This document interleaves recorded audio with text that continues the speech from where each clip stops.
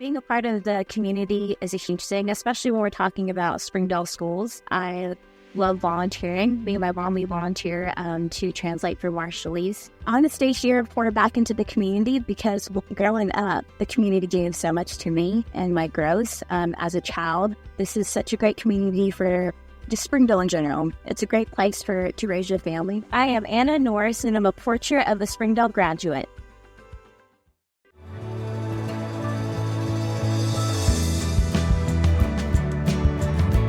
Hi, and welcome to this episode of Springdale Today. My name is Mary Jordan. Joining me today is Dr. Stacey Plumlee. Today we're getting to know Dr. Plumlee a little bit better. She is the Springdale Public Schools Gifted and Talented Director and Learning Supports Assistant Director.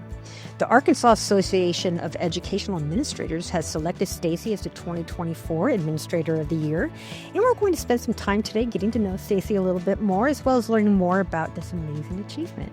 Thank you for being with us today. Oh, it's a pleasure. Thank you. Stacey, I'm always curious about what brings someone into education. What made you choose this as a career? Right. It's really funny because I think I share a lot of the same story with a lot of people that I've talked with. But as a little girl, that's just something I knew I was always going to do. It did go back and forth a little bit as I got older and started exploring different careers, but I always wanted to be in that kind of servant leadership kind of role. Knew I wanted to help, knew I wanted to support people, didn't really know how, but teaching has always been something that it just was kind of a given that I was going to do, and I was lucky enough to be able to do that. Well, and you shared with me earlier, too, that you grew up in Springdale. I did. Yeah. So born and raised in Springdale. I've, had the pleasure to see it grow, it change in good ways. And it's really been something I'm really proud of, that I was raised here, went to school here, a Springdale graduate. And then now I'm part of the school community still, but just in a different way. But yeah, it's really neat to have the experiences I had growing up in Springdale and really be able to carry that over as an administrator, as an educator, because it was very special. It is. And the fact that you've come back, it just says a lot about your investment in the district, or students, or families. I'm always curious, too, what schools people attended. Yeah. So as a child, I went to Westwood for kindergarten. That's how far back I go. And it was only half-day kindergarten back then. And then Elmdale, and no middle schools, and then Central Junior High, and then Springdale High School. And what year did you graduate from Springdale? 93. 93. And then went to the University of Arkansas, where I got my bachelor's and my master's degrees. And then, like I said, came back to Springdale. I actually did my internship in Springdale. And so kind of got my foot in the door.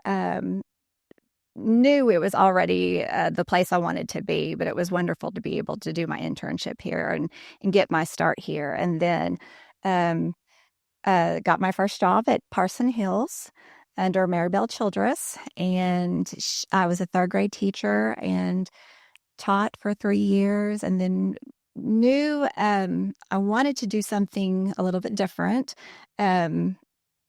So it's really this position has really morphed into several different names, but it's been called a reading specialist, instructional specialist, instructional coach, but instructional facilitator. That I was able to be an instructional facilitator for 3 years before becoming an assistant principal, and then moved to Vernon Young Elementary School, where I was an assistant principal. And did that for many, many, many years. And then I've moved into this role as the Gifted and Talented Director. Very cool. So how many years altogether with Springdale Schools have you served now? So I started in 2000. I did my internship in 99, started in 2000. So I guess 24, going on 25 years. Well, and it's a big switch too, going from the classroom to administration. What was that transition like for you? Yeah. Yeah, it's really funny. The reason, or a lot of the reasons why you get into education is because you love to be around children and you love the learning part that you get to see. That's the spark. That's why you get up every morning. And when you're not directly working with children, and that's really the whole reason why you started the career in the first place. It's something you kind of have to mourn. You're still working with them, just not in the same capacity as you would be as a teacher who's with them all day long and get to know them on such a different level. So that transition is tough. And then you're stretched in a different way because when you're working with adults, and yes, you're teaching, it's so different. It's so different to be teaching children and then adults. It's just a whole different kind of skills you have to really grow and stretch yourself. And was able to do that in that instructional facilitator position, and then definitely as an assistant principal. Well, and now you're working in gifted and talented as an administrator. Can you help us understand what that is? Yeah, definitely. So, and that's really a good question because I think a lot of people really don't know what that entails, what your day-to-day looks like. But if so, just like anything in education, you have to stay up to date on current research. And I'm the only one in this position. I have there are other directors in Springdale that may have an assistant director or someone else, but I'm the only one who does what I do. When you're thinking about gifted services, you have to have some sort of protocol or system in order to um, say who's qualifies for gifted services and who doesn't qualify for gifted services. So that's going back to the research piece of that. You really have to be up to date on trends, on what does research say about who's considered gifted and talented, because that's really can be a topic that is touchy, because there is some people may have what they feel like what gifted may look like in their heads, and it might not always match what they see in front of them. So making sure we have the right protocols and assessments, that we're really truly up to date on all that the research is saying about identification of gifted students. And then there's the programming of gifted students. So your job's not over. You've got to make sure that your program is fitting and meeting the needs of who we have deemed then gifted, right? So we have to be thinking about programming. So again, that's a whole nother ball of wax that we have to be really thinking about outside the identification piece. What's really interesting and what's really fun about gifted is that gifted really is so layered. It's again, everyone has something in their mind's eye when you hear the word gifted. But it's so much more than that, and it's evolved so much more from what we thought it was, or that Einstein picture, whatever we think it is. So we can have students who are considered 2E. And that just means you're twice exceptional. You could have some characteristics of or markers of dyslexia, but also be gifted. You could be a child who speaks another language and maybe just moved to this country, and you still may not be speaking English fluently, but you still are gifted. So it's making sure we have and find all the students who have those kinds of characteristics and making sure that that we're serving them in the correct way. How are they identified? How do you find them? Yeah. There's a couple of that. I love that question too. There's several different ways. There's not just one way. If there was just one way, we would lose. We would not be able to find the kids who we find. So when you think about identification, it usually comes from two different sources. It's usually the teacher, the classroom teacher, who says, they kind of see something that's a little bit different that we might need to explore. Or it could be a parent who might refer their child. But we and those are two different, and actually anyone can refer a child. A child can refer themselves for gifted testing if they wanted to, but even a community member, anyone could refer a child for gifted services. But so what would happen is that they would be referred. We would do then a battery of assessments. There are also assessments that they've already most likely participated in that would also be a part of what we are looking for. So we look at ability assessments, what could be used as an IQ, or you've probably heard about IQ test, but IQ tests are usually broken up into two different forms, roughly. You're going to have your verbal and you're going to have your nonverbal.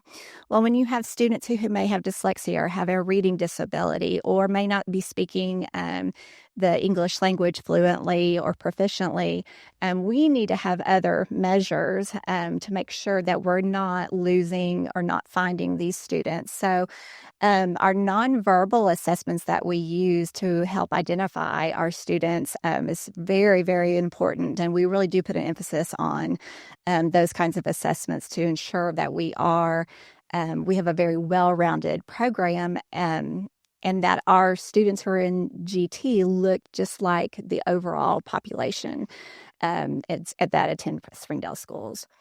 So they would do ability, we would check the achievement. So in the past, that would have been ACT Aspire or our MAP testing. Now we've shifted over to different assessments in Arkansas. So Atlas, and it might be just even your formative assessments that you're given, that classroom teachers are given in the classroom on a weekly basis. So and then there's also a creativity assessment. And when you hear creativity, a lot of folks think, oh, art. Oh, it's art. And when they go to art and they see this beautiful piece that someone made, that they're so creative. Well, that's actually there's a different understanding or the way we even assess creativity in when we're looking at gifted services or looking for students who even might be identified as gifted. So creativity is really about your flexibility in your thinking. It's how innovative you are, how fluent you are. It's much different than art, and that's just really that's a misunderstanding about gifted. So we do the ability assessments, we do the achievement, we do creativity, and then we also do some checklist kind of things to see what our parents seeing at home, what our teachers seeing in the classroom. And there's just a different line of questioning so that we're really trying to get the full picture of who this child is. And about what grade do you start having those conversations? Yeah. You can actually have those conversations pre-K to 12 because it could be that whatever it may take a while for something to really be able to stand out. So we can have those conversations at any point. But when we are serving students, our actual resources classes that we have for gifted start in third grade, and they go to seventh grade when we're talking about just gifted resource classes, which just means that they're going to a class with other gifted students, and then going back to their classroom. But after seventh grade, is not that it stops. We offer AP classes, we offer advanced classes, we offer IB classes and concurrent classes, and so they're getting their needs met in other ways, and even if it's advanced art or advanced choir, that they're going to be able to continue and grow those gifts that they have. But it won't just be in a pull-out and setting. It'll be more in a specialized class setting. I really like, though, how it really ranges, I mean, from math and science to choir. I mean, whatever student's passion may be. That's really cool. Now, about how many kids are actually impacted by this program? Yeah, so we have about 2,200 students who are identified in the district. But our DT facilitators also go into our kindergarten and first and second grade classes, because we actually call that enrichment, but they go and they work on thinking processes, because it's another child find, to be able to find students who may be gifted. And so we want to make sure that they're getting face-to-face with all kindergarten, first, and second grade. So they push lessons out on 3 weeks out of a month, and then they go in and do a face-to-face lesson once a month, just so that they're taking work samples, they're taking anecdotal notes, and just, making those observations so that, again, no child is slipping through the cracks. It's really gifted services is really an interesting, really a place that a lot of people don't talk about in education, because, like I said, it can sometimes have a kind of a privilege or a negative connotation to it, but where giftedness comes across every ethnicity, every race, every socioeconomic level. There's giftedness everywhere, and it is our job to make sure we are finding and identifying these students, and then making sure we're meeting their needs all the way through school. Do you have any situations that stand out to you over the years that have kind of told you that you're in the right place, that you're doing the right thing for a living? Oh, yeah, definitely. I think we get that confirmation all the time. And you get that confirmation as a teacher, and you think to yourself, oh, yeah, this is what I was born to do. And it's those moments when you do see a child learning something that maybe they struggled through, and then they got it, or but you're always, you just are, that's what keeps everybody going, right? Because it's an exhausting job. But I was a teacher. I thought, yes, this is what I was born to do. This is what I was meant to do. And then I became an instructional facilitator, and I started to work with adults, and got to model lessons and be collaborating on a level that I didn't really get to do as a teacher. And I thought, oh yeah, this is what I'm meant to do. And I've done that in every position I've been in. I think this is what I was born to do. So I have those moments in every place, and that's again what makes it just, that's what gets you up every day, is that those moments. And sometimes they're super small, but they're big, in a child's eyes. They're big. So that's what keeps your motor going, for sure. Well, and then what was it like then to be recognized as a 2024 Administrator of the Year? Yeah. It's really funny because it's such an honor, first off. I mean, it's such an honor and something I would never, ever minimize. But you're never in this place by yourself. You're never here by yourself. And you have so many people who have seen something in you, who have worked with you, who've taken you under their wing. All along the way, who believed in you. And it's really about, even though you are getting an award like that, it's really so much about the people who have helped you and supported you all along the way, because there's so many. Well, and then did you receive anything for the recognition? I saw a photo of you with a plaque. Yep. So I got a wonderful plaque, and I, of course, the recognition, and I, this is kind of funny. I got an email, I don't know, several weeks after I was recognized and received the award. But I got an email from the Naturals, someone that was coordinated with the Naturals baseball league, and they wanted me to come throw in a first pitch. And I thought, I can't do that. What in the world? I cannot do that. And I thought, no, I'm going to do this. This is something that I'll never get to do again, and get to have my family come and be a part of it. So I got to go throw in the first pitch to one of the Naturals games. Did you make it over the plate?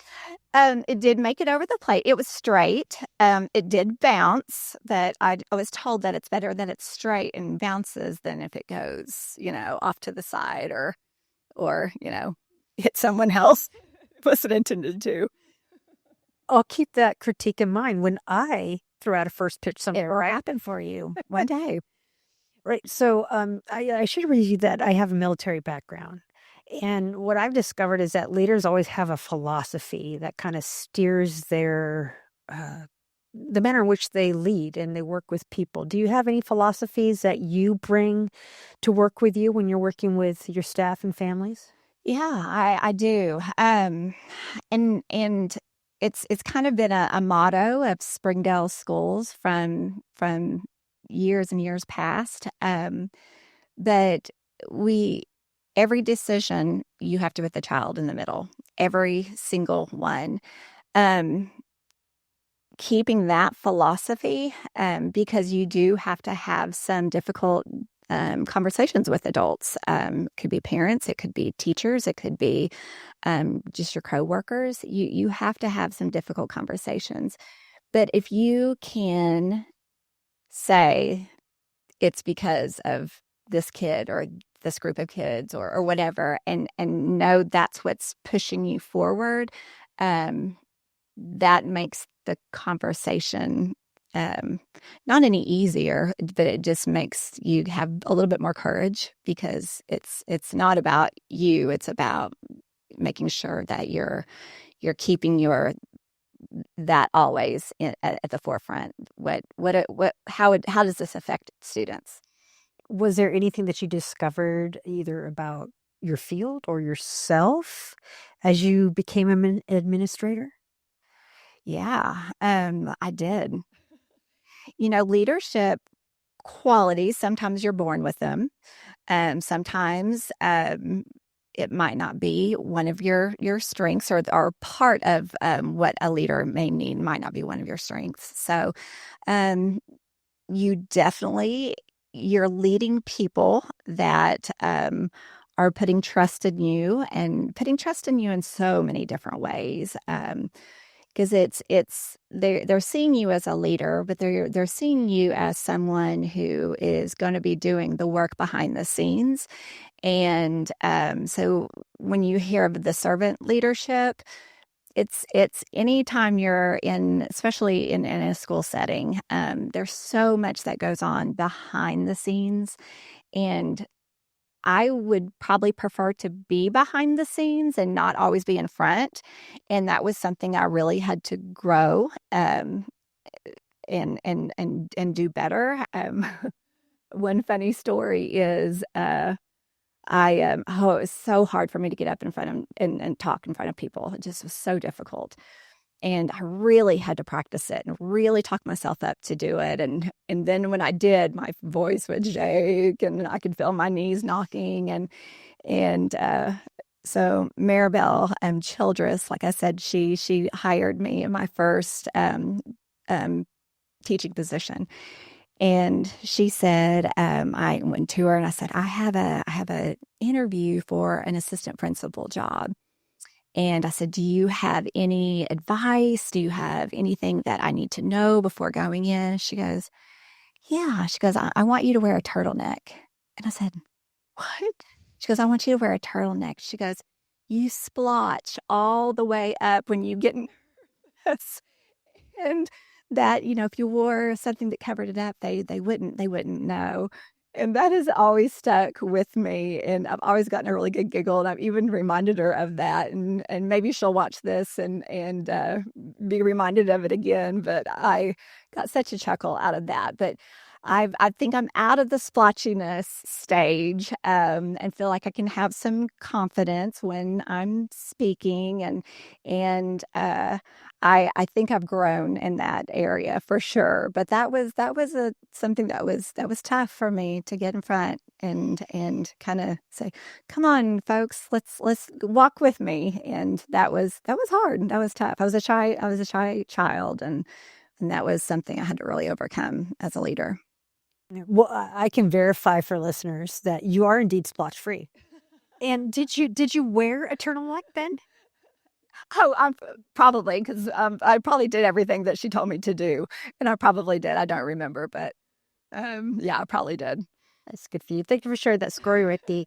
Do you have any thoughts about what comes next for you, either personally or professionally? Yeah.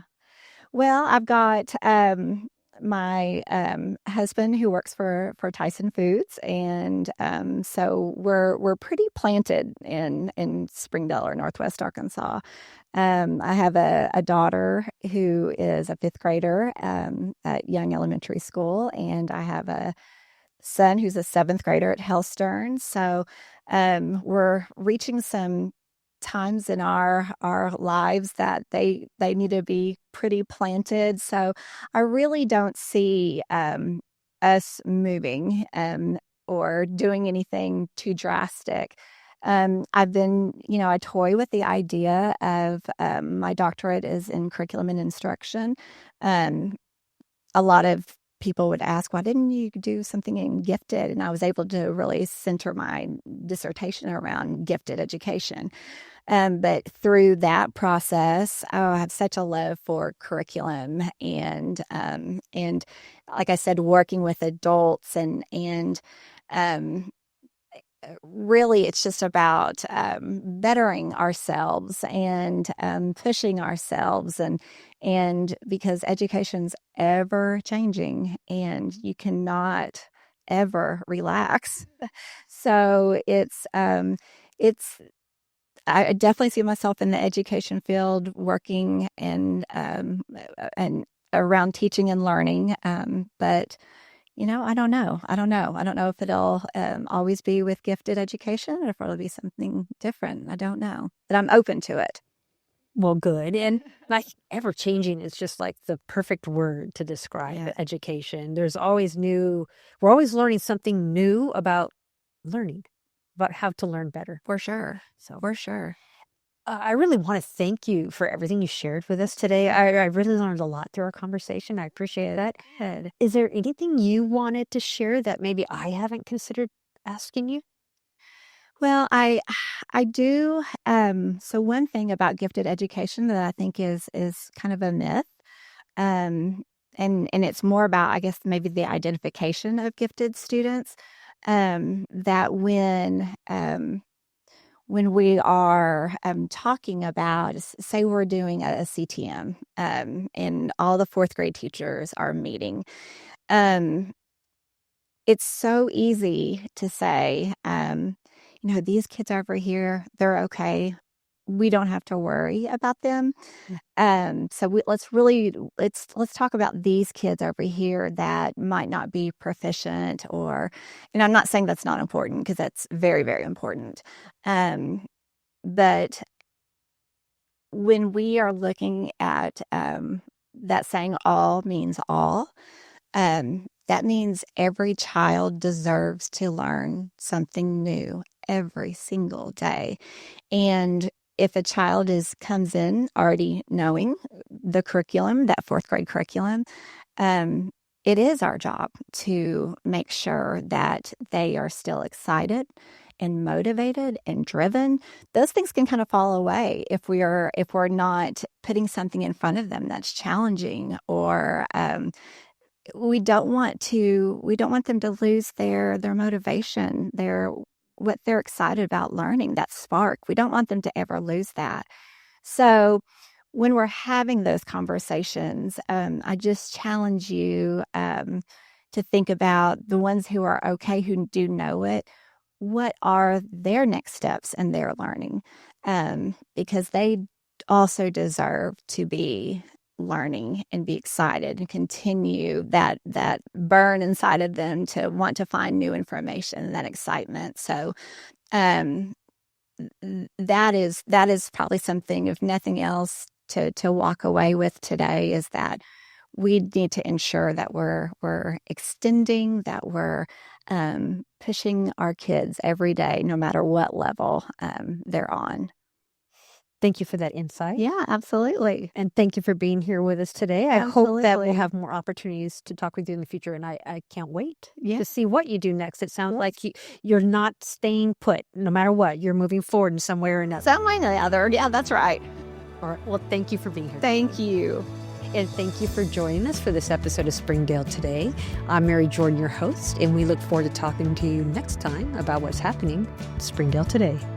Springdale Today is a production of the Springdale Public Schools Communications Office. The podcast is hosted by Mary Jordan and is produced and edited by Micah DeLacy. Be sure to subscribe to Springdale Today for free on your favorite podcast platform. And don't forget to follow Springdale Today on social media for episode updates and behind-the-scenes conversations. Thank you for listening. We hope you join us in the future as we continue to learn about the amazing stories happening in Springdale today.